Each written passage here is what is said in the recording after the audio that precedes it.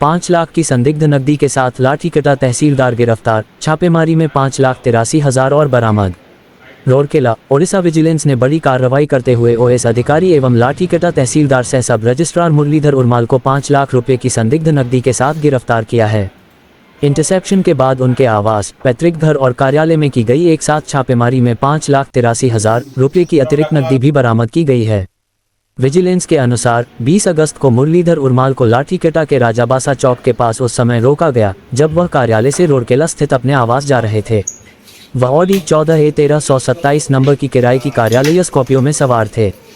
जांच के दौरान उनके पास से 5 लाख रुपए नकद मिले जिनका वह संतोषजनक हिसाब नहीं दे सके। इसके बाद नकदी और वाहन को जब्त कर लिया गया। इस मामले में राउरकेला विजिलेंस थाने में केस नंबर 9/20 अगस्त 2026 दर्ज किया गया है। मामला भ्रष्टाचार निवारण अधिनियम की धारा 13(2) सहपठित धारा 13(1)(b) के तहत दर्ज किया गया है। गिरफ्तारी के बाद विजिलेंस की टीम ने मुरलीधर उर्माल से जुड़े 3 स्थानों राउरकेला के सिविल टाउनशिप स्थित आवास, सुंदरगढ़ सदर थाना क्षेत्र के करमडीही स्थित पैतृक घर और लाठीकटा तहसील कार्यालय में एक साथ तलाशी अभियान चलाया। तलाशी के दौरान 5,83,000 रुपये की अतिरिक्त नकदी बरामद कर जब्त की गई। विजिलेंस अधिकारियों ने चल एवं अचल संपत्तियों से जुड़े दस्तावेज भी अपने कब्जे में लेकर जांच शुरू कर दी है। विजिलेंस का कहना है कि मामले में आय के ज्ञात स्रोतों से अधिक संपत्ति और नकदी के संबंध में विस्तृत जांच जारी है।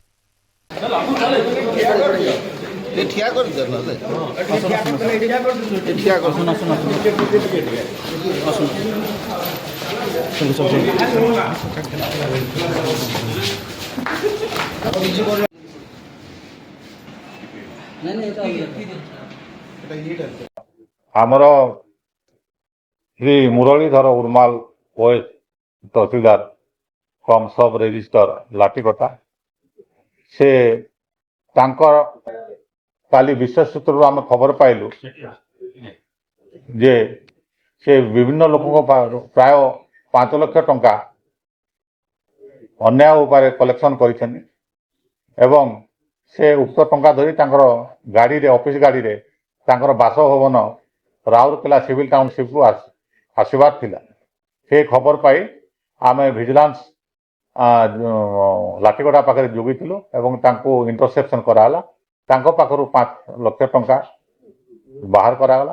से 5 लाख टंका बाबद रे पचारिबारु से किसी संतोषजनक उत्तर दे पाले है, जहा फल से सब आम जबत कलु एवं तांको नारे गोटे आयरवारगति संपत्ति फुल करथवा मामला रुज हेइछि एवं तांकर सिविल टाउनशिप रे थिबा LIC कॉलोनी एवं करमडीही घर रे रेड हेई आमर जो डॉक्यूमेंट जो बाहरला सब जबत हेइछि।